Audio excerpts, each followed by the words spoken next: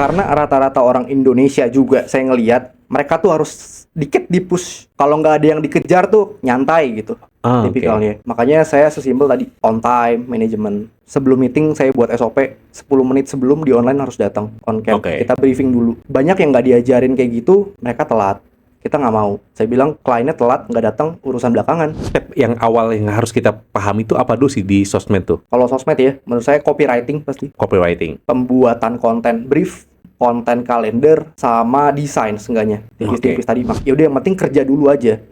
Tunjukin hasil kerjanya, dievaluasi. Kalau emang bagus kan pasti bisa upgrade kan. Misalnya nggak bagus pun udah ada pengalaman tambahan, tinggal pindah ke company lain. Jadi kuncinya di situ. Jangan terlalu idealis, realistis aja dulu deh.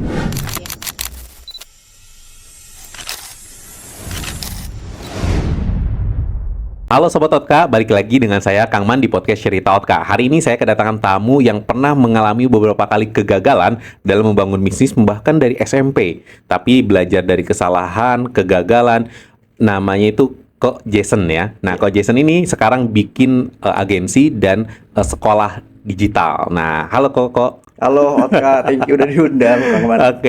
Nama panggilannya Kok Jason ya? Iya, Kak Jason boleh. Atau Kak Jason, Kak Jason, boleh ceritain dulu dong awal mulanya kok bisa bikin sekolah akademi digital, kemudian agensi juga ya, dan saya kelihatan masih muda juga gitu. Gimana nih? Sebenarnya awalnya mulainya dari kuliah kalau yang agensi. Gitu. Sebenarnya awalnya itu mulai dari bantu teman, UMKM, sekitaran lah. Waktu itu lagi kuliah, lihat ada peluangnya.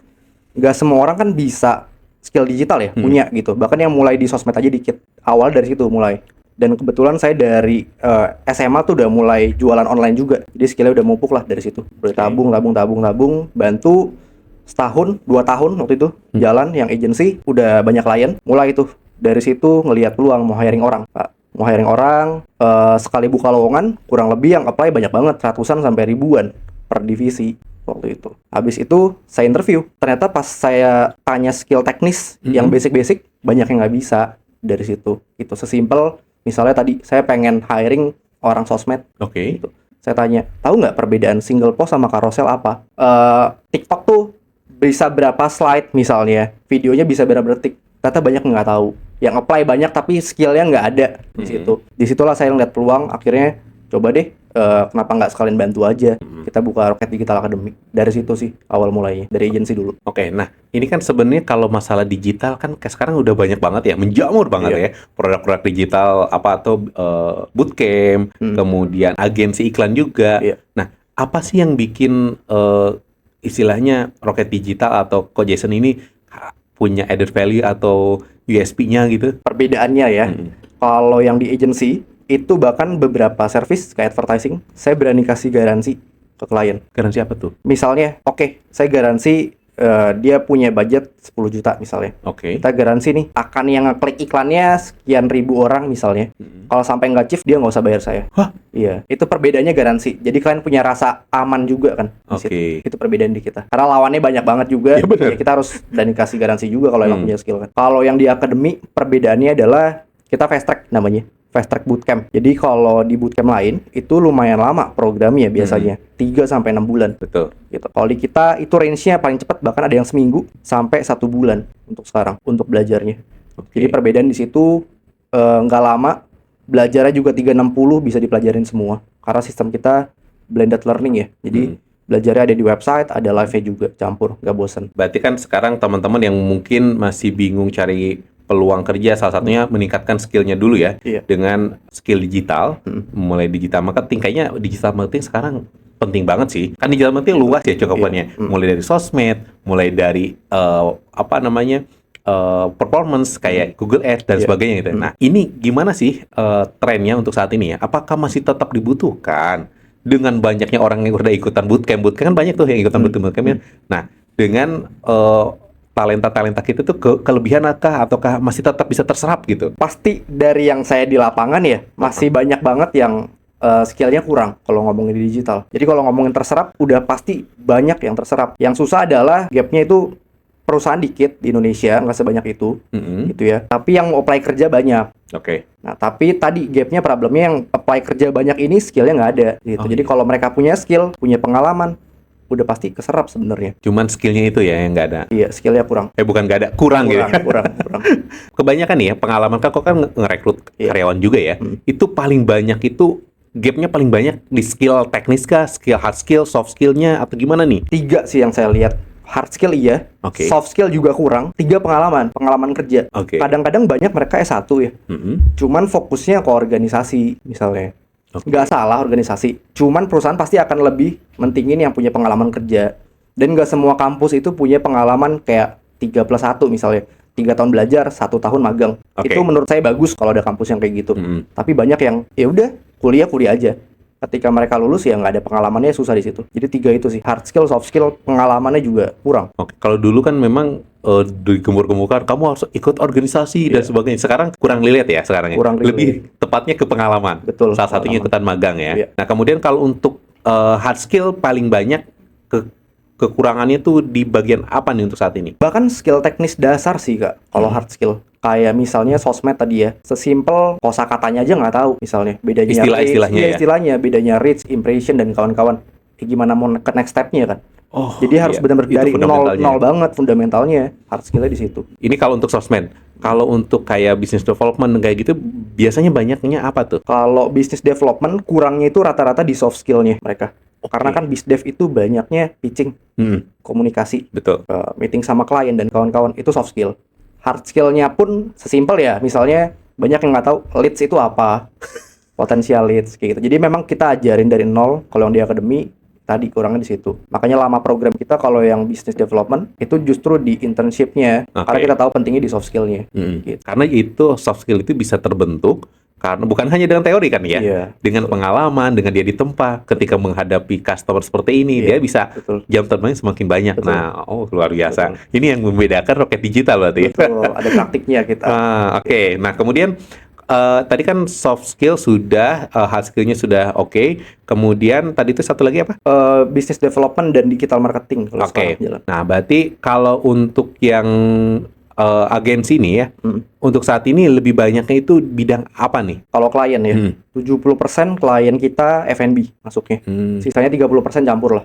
Ada clothing, teknologi, edukasi, hospitality, kayak gitu. Oh, berarti sekarang untuk teman-teman yang punya skill digital, sebenarnya bisa apply ke beberapa perusahaan yang UMKM atau perusahaan yang membuat di bidang F&B ya, berarti paling banyak ya sekarang. Luas banget ya agensi, lawannya juga banyak gitu. Jadi kalau kita nyari memang lumayan spesifik ke F&B sih klien. Oh, oke. Memang nggak menutup kemungkinan buat yang lain, cuman kita spesifikin lebih ke F&B. Oke. Kenapa F&B? Pertama, banyak banget bisnis F&B di Indonesia. Iya. Yang buka juga banyak, yang tutup juga banyak secara cepet kan.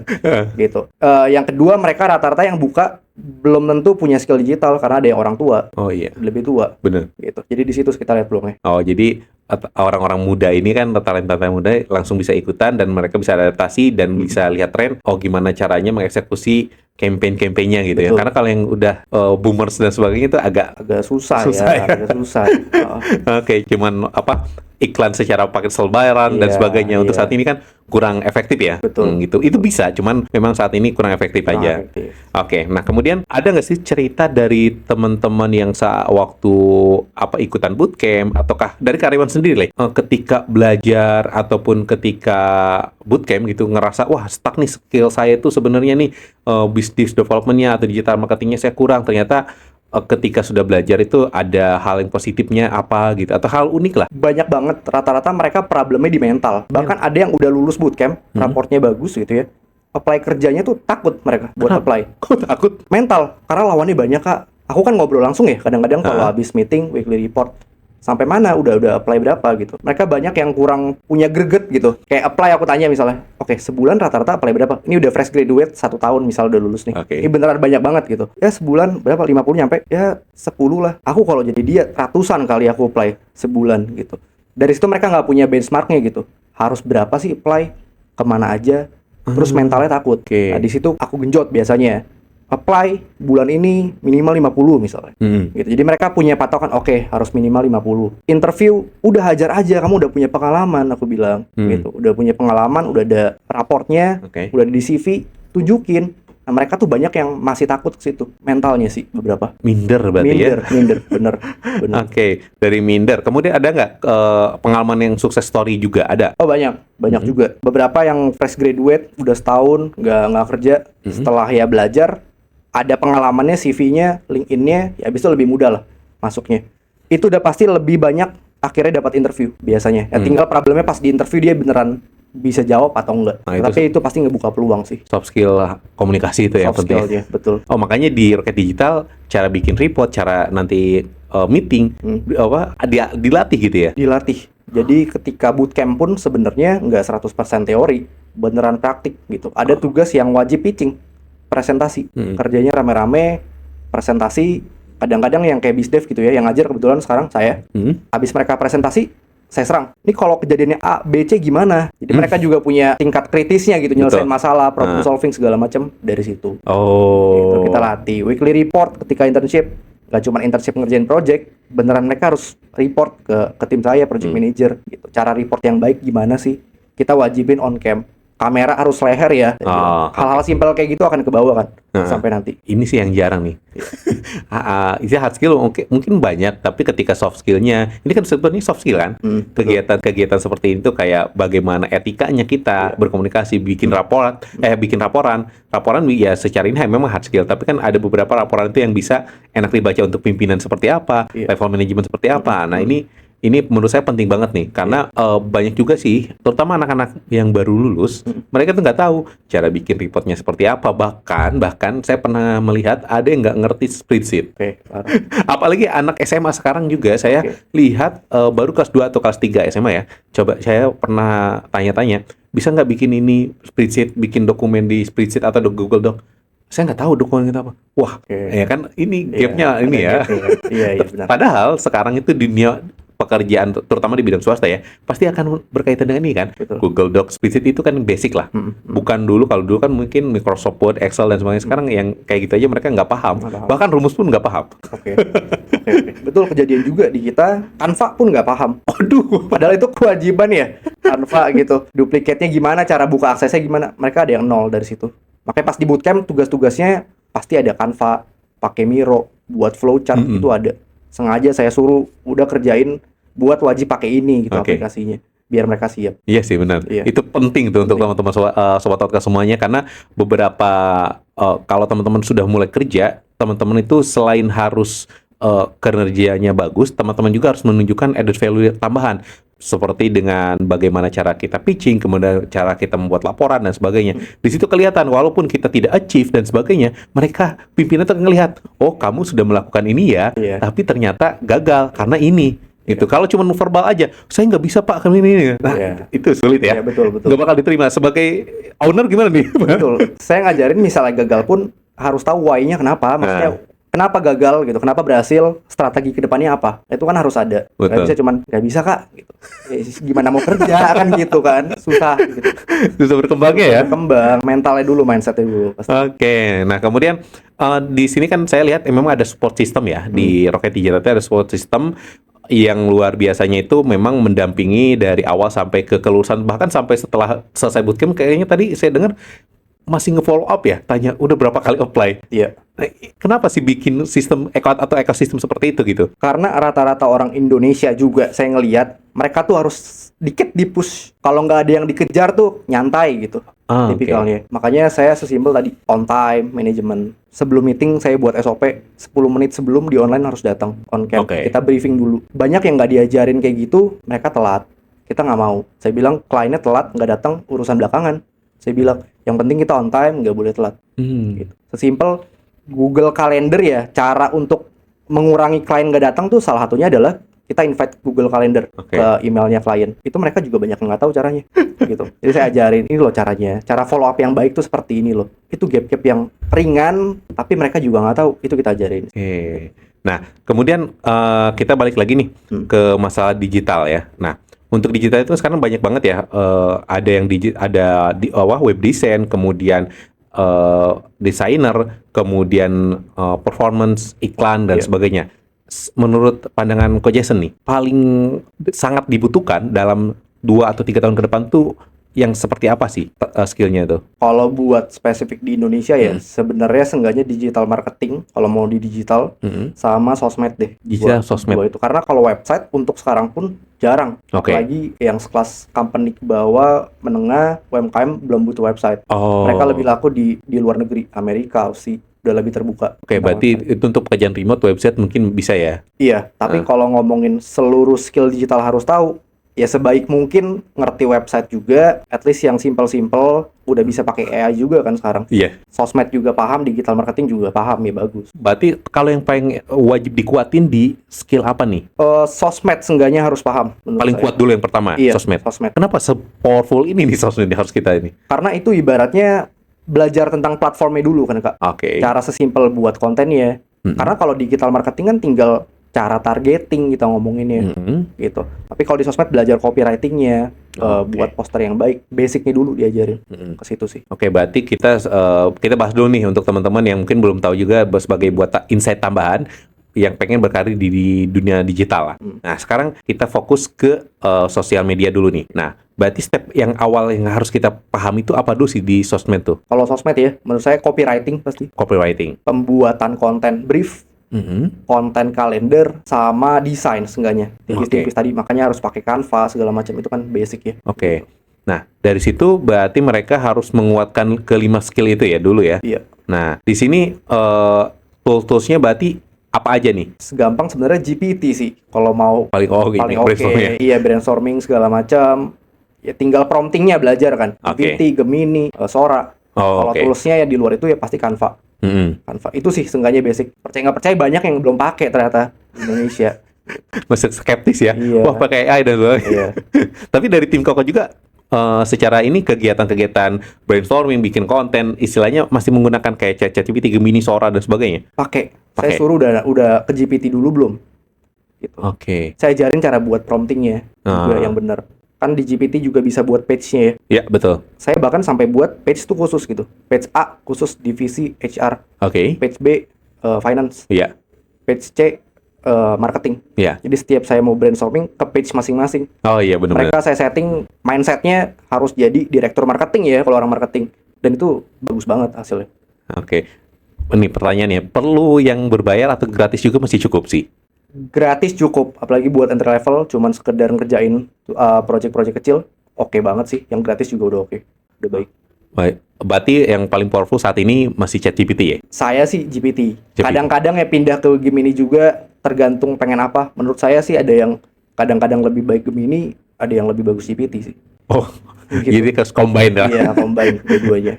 Oke, nah kemudian di sosmed itu berarti kita harus memahami menggunakan alat ChatGPT untuk brainstorming. Nah kemudian kalau bikin copywriting berarti semuanya di ChatGPT berarti ya? Iya, banyak Nah GPT. kemudian untuk desain di Canva. Kalau editing itu sekarang di mana nih? Minimal CapCut. Minimal. Iya, kalau tadi graphic designer, kalau udah lebih jago ya di Adobe.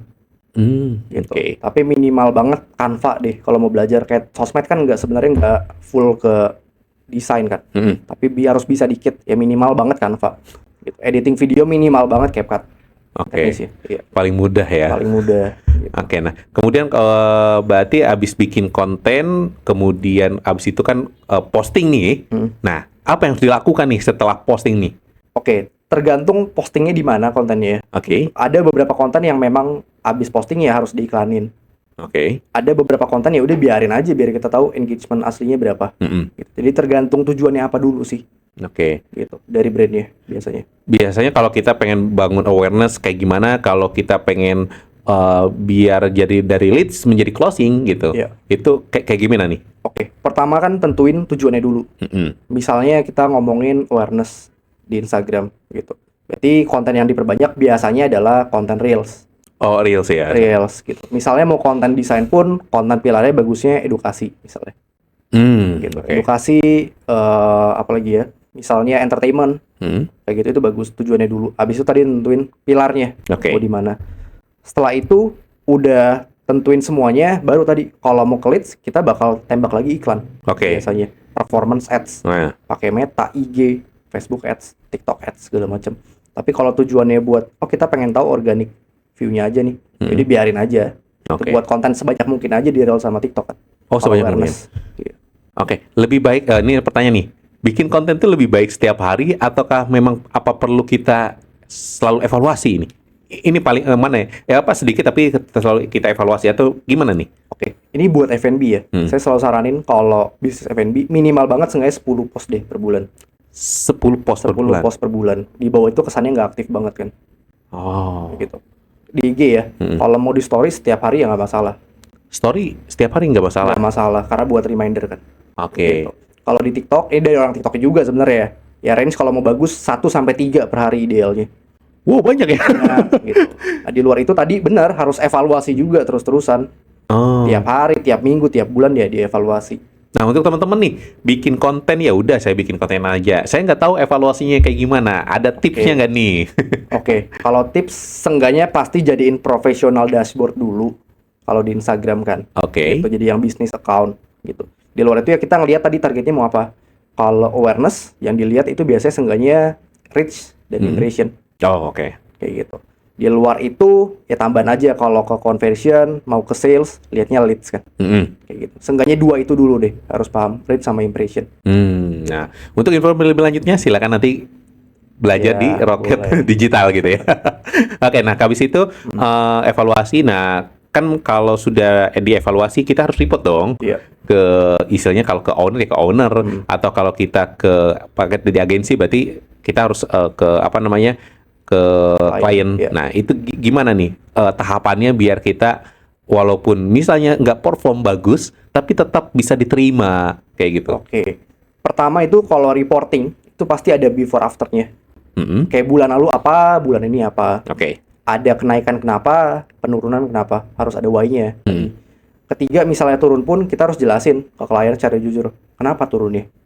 Kadang-kadang kan ada beberapa faktor eksternal ya turunnya. Simpel misalnya tanggal kembar.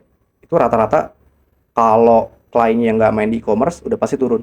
Karena saya dapat info pun sekelas e-commerce yang gede banget, e-commerce-nya kayak Shopee misalnya, Tokopedia dan kawan-kawannya, sehari ya mereka genjrot iklannya aja udah miliaran. Jadi iklan yang lain tenggelam, biasanya hasilnya jelek. Oke. Itu kan hal-hal yang lumayan pengaruh ya dalam beberapa hari. Gitu. Hal-hal gitu yang harus kita reporting, kasih tahu ke klien, kita edukasi.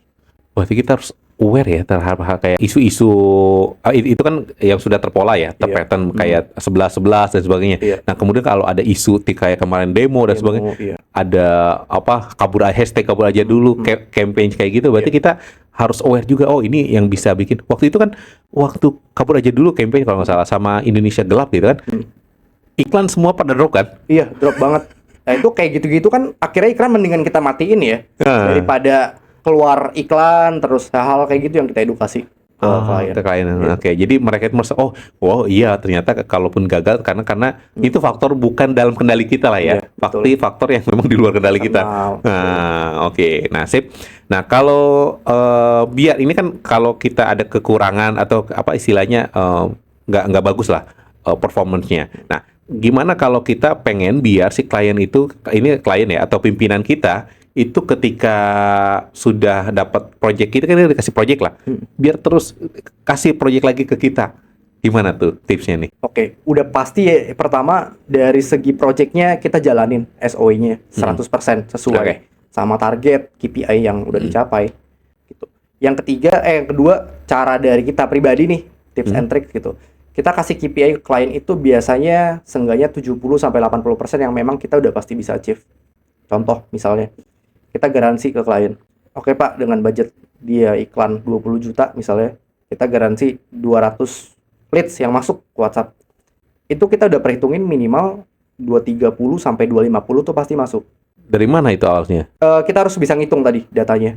Oke. Jadi ketika nanti pas bulannya udah kelar, di atas KPI, KPI-nya 200 nih targetnya. Ternyata bisa nembus 250. Itu kan klien akan happy gitu. Oke. Jadi kita nggak dari awal tinggiin targetnya sekian Pak biar closing, enggak. Tapi kita udah hitung 70-80% aja lah. Padahal kita bisa achieve lebih nih. Disitulah klien tingkat happy-nya naik. Strateginya gitu. Keren ini bener-bener. Iya. Jadi kita memang biar orang itu kita harus punya benchmarknya dulu dengan cara bikin KPI dulu. Iya. Nah, ketika tapi bikin KPI ini nggak semata-mata cuman bikin aja sesuka hati enggak ya, tapi harus ada benchmarknya kan. Ada itu. Dari kita pernah pengalaman kita ngitung budget iklan sekian, pasti akan dapat sekian gitu kan, Iya, betul. dengan kategori, dengan pola tanggal, hari dan sebagainya lah ya. Nah itu teman-teman harus pahami. Nah ketika sudah oke, nah ya udah bikin namanya KPI. Betul. Jadi ketika kita sudah tahu ini targetnya sekian bisa kita penuhi ya, nah, ya udah dari situ ketika nanti bulan depan nih, walaupun kita tidak sesuai ini, tapi kita sudah secara KPI-nya sudah melebihi nih. Iya, betul. Nah, oh keren. Ini tipsnya buat teman-teman. Ini jarang diajarin nih. Iya, betul. Praktisi yang ngajarin harus. Oke, nah itu untuk sosial media nih. Nah, Iya. saya penasaran ini terakhir ya untuk bahasan sosial media. Sekarang itu lagi tren tuh lebih baik kita banyak bikin konten live, carousel atau kayak bentuknya video short. Tergantung industrinya ya. Kalau misalnya kayak F&B restoran ngapain buat live kan? F&B oke. Kenapa? Iya. Karena nggak bisa direct selling juga kan mereka. Pengennya kan langsung datang misalnya konsumennya ke restorannya. Oke. Gitu. Jadi tergantung industrinya dulu di awal kita lihat. Tapi kalau ngomongin kayak tadi misalnya di e-commerce, retail, jualan online, ngelakuin tiga-tiganya lebih bagus. Ibaratnya marketing, cobain dulu, tembak semua peluru, sampai tahu mana yang paling optimal, Oke. baru nanti dievaluasi lagi. Yang bagus, yang terbaik ya di scale up Oke. namanya. Yang jelek di kill, dimatiin, di stop aja Oke, berarti tergantung dari industrinya ya. industrinya. Apakah harus yang kita bisa closingnya atau jualnya itu langsung dari platform itu tersebut atau enggak? Nah, kecuali kalau pengen bangun awareness aja nggak apa-apa kali ya. Iya, Kalau betul. bikin live dan sebagainya, itu kan jangan jadi porsi utama gitu ya. Iya, betul. Oke, yang penting dievaluasi ya tadi ya. Betul, evaluasi. Nah, ini sekarang kita bahas ke business development ya. Ini kan business development tuh apa sih sebenarnya itu tuh? Sebenarnya kan kalau bahasa Indonesianya perkembangan bisnis ya. Betul. Gitu. Fokusnya sebenarnya kita targetin bukan ke orang-orang yang pengen buat bisnis, tapi ke profesional area. Karena gimana pun juga perusahaan butuh orang yang ngembangin perusahaannya ini kan. Fokusnya ke situ. Di awal banget udah pasti belajar seenggaknya sales and marketing Sales oke. gitu. Yang kedua harus tetap ngerti manajemen bisnis tuh kayak gimana sih, struktur perusahaannya, butuhnya apa, cara ngembanginnya gimana. Secara teknis itu. Yang kedua secara soft skill tadi, komunikasi, jualan, pitching.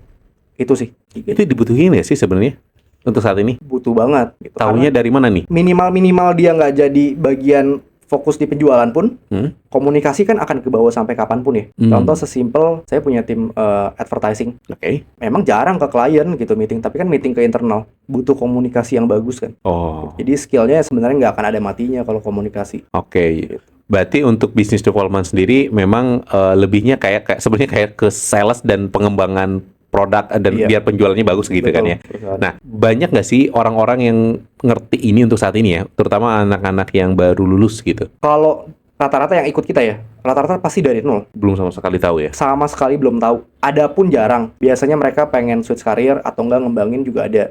Oke. Kadang-kadang juga ada yang udah dari perusahaan besar, mereka pengen tahu ilmunya lagi buat belajar, tapi jumlahnya sedikit kalau di kita.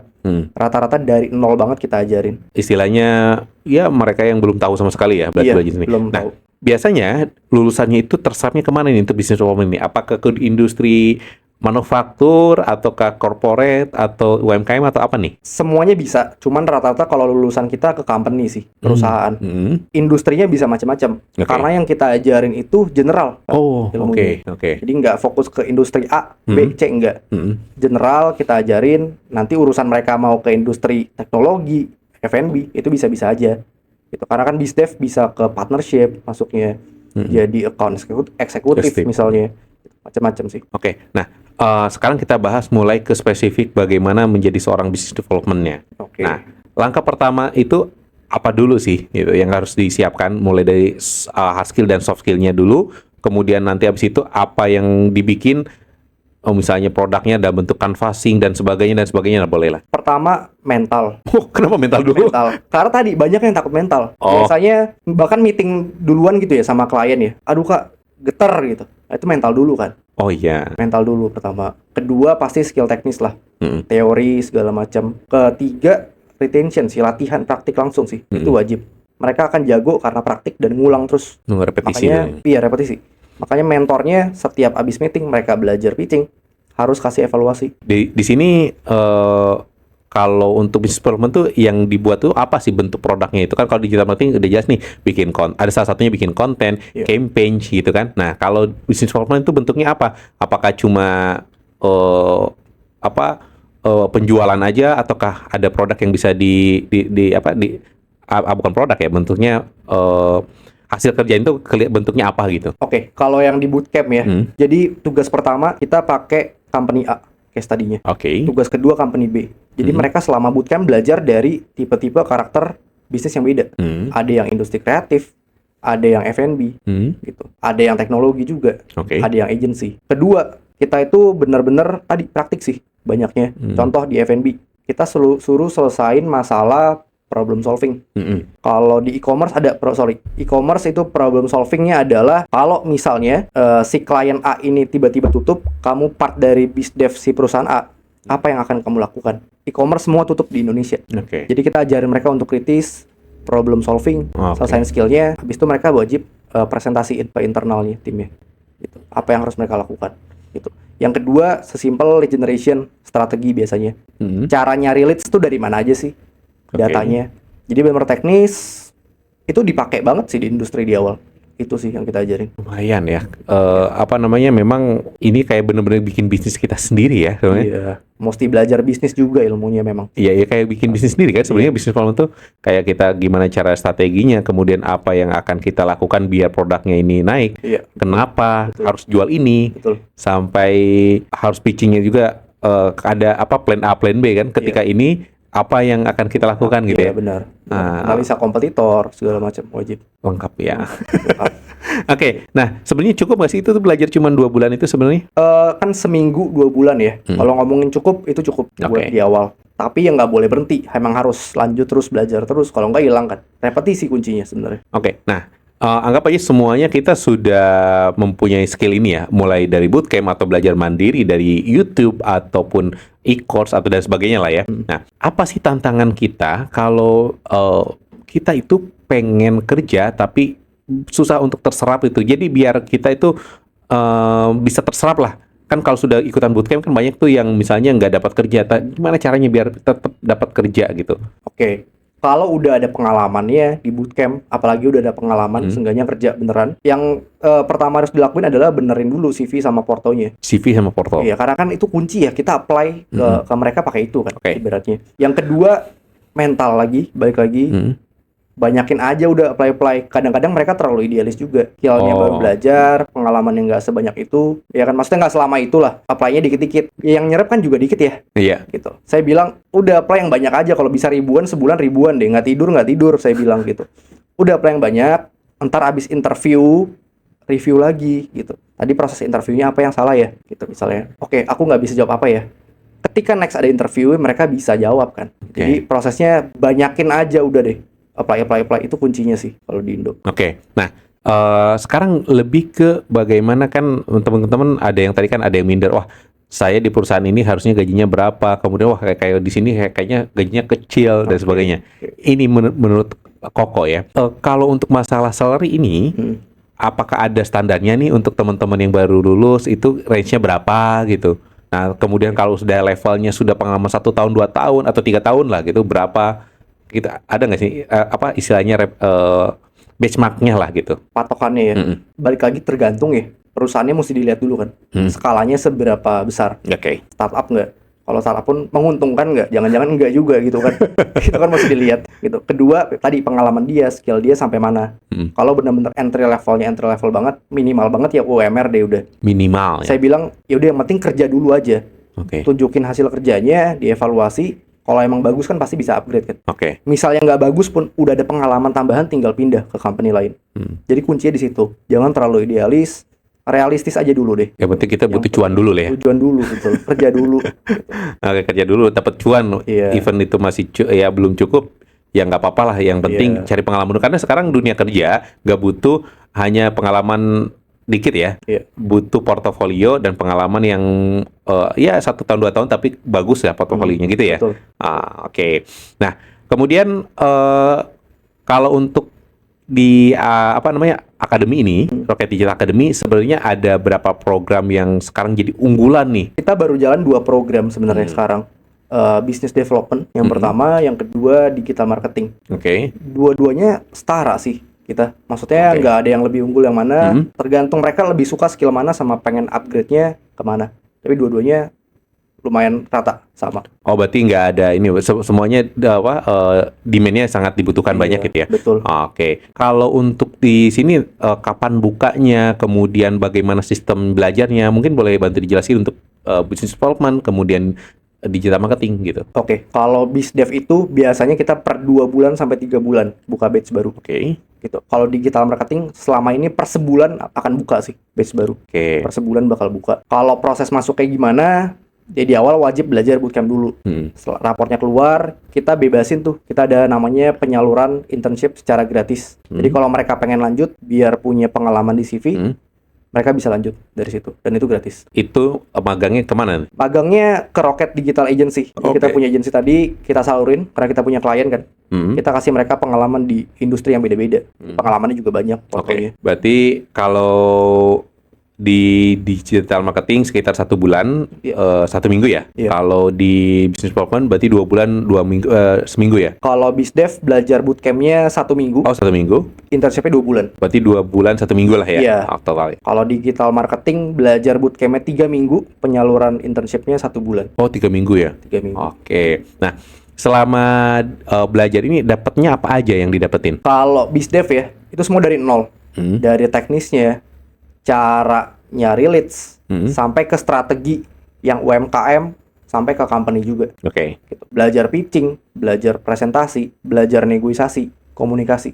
Semuanya kita ajarin yang udah siap sengaja buat entry level masuk dunia kerja. Oke. Gitu. Kalau digital marketing kita sistemnya 360, belajarin semuanya Oke. yang ada di digital marketing. Dari website belajar, beneran buat Google Performance Ads tadi ya, Google Ads, Meta, TikTok, Marketplace diajarin juga, content writing, copywriting itu belajar juga.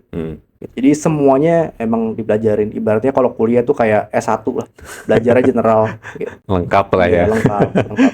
Oke, nah nanti mereka itu akan dapat bentuknya apa nih? Reportnya kah, ataukah ijazahnya, atau apa nih? Dapat raport plus sertifikatnya kalau yang bootcamp. Jadi Oke. setiap tugas tuh ada penilaiannya di situ. Dan itu Tugas ketika intern. enggak, ketika bootcamp. Oh, gitu. Kan tugasnya misal ada 5 ya. Oke. Tugasnya beda-beda nih. Yang Dikmar ada website, ada penilaiannya berapa, jumlah kehadirannya ya. Jadi raport itu gunanya memang sertifnya buat di-share ke company sebenarnya buat apply. Jadi company bisa lihat secara transparan. Oh, dia jagonya di bidang A nih. Digital marketingnya website-nya jago misalnya. Sama performance ads, tapi kurangnya di bagian konten misalnya. Itu transparan semua dibuka. Gitu, sengaja. Nah, habis itu berarti dikasih apa? Kasih juga ya buat portfolio mereka ngerjain apa, dan sebenarnya mereka juga dikasih aksesnya berarti. Betul, mereka wajib buat sendiri Oh, wajib. portfolionya. Betul, Oke. dari tugas itu. Berarti diperbolehkan ya mengambil apa, misalnya mereka bikin apa, pitch deck atau apanya, mereka diperkenankan gitu. Betul. Oh, oke. Di sini katanya ada beasiswa juga. Iya. Nah, itu beasiswanya beasiswa apa nih? Beasiswanya buat sekarang buat yatim atau piatu. Itu anak SMA juga atau SMK boleh apply gitu ya. Terus di bawah 30 tahun. Jadi saya ngelihat ini baru banget sebenarnya beasiswa. Ya belakangan banyak yang misalnya belum siap buat bayar gitu ya. Ya kenapa nggak kita kasih beasiswa akses ke mereka. Mereka ada yang beberapa beneran serius pengen belajar, upgrade skill.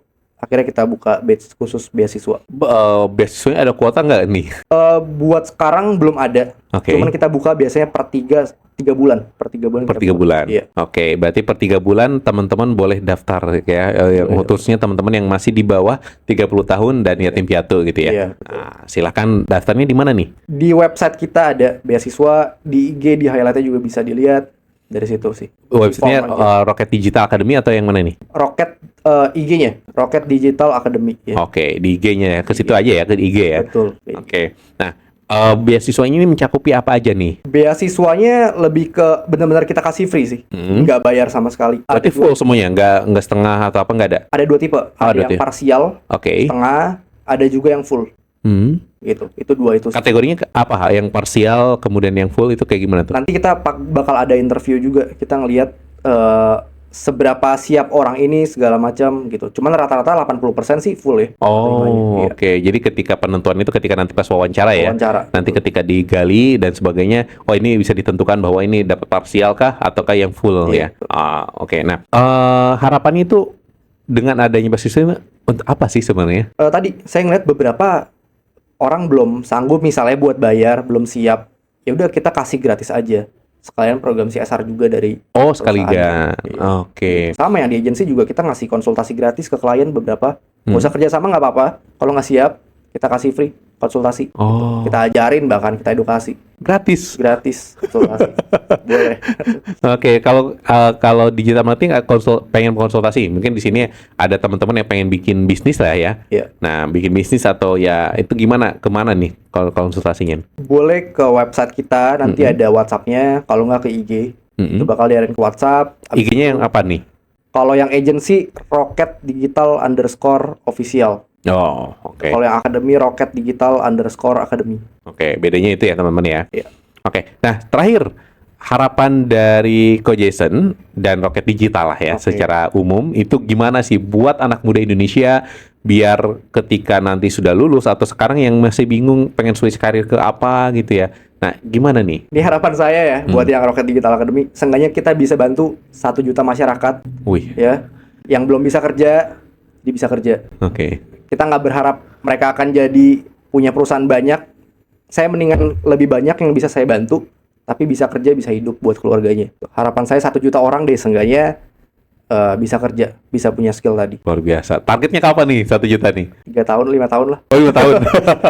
Iya. Amin, mudah-mudahan Amin, amin. bisa diwujudkan. Dan mungkin untuk teman-teman yang pengen belajar terkait dengan digital marketing, kemudian business development, sebenarnya teman-teman bisa kunjungi aja di Rocket Digital ya. Ada websitenya, ada Instagramnya. Dan nanti teman-teman silahkan kunjungi di sana. Kemudian kalau bagi teman-teman yang pengen mengali juga asah soft skillnya atau hard skillnya, terutama untuk berkomunikasi dengan orang asing, nah teman-teman juga bisa belajar bahasa Jerman, Mandarin dan semuanya ada di websitenya Otka Official ya. Nanti teman-teman boleh cari aja beberapa bahasa yang mungkin teman-teman butuhkan untuk persiapan karir. Karena karir di Indonesia ini mungkin terbatas, tapi untuk karir di luar negeri memang banyak banget. Luar Terutama untuk teman-teman yang pengen menjadi virtual assistant, kemudian business development juga mereka butuh juga. Apalagi banyak perusahaan sekarang yang pengen buka bisnis dari luar negeri ke Indonesia, tapi belum paham marketnya. Oke. Yang tahu marketnya adalah orang Indonesia sendiri.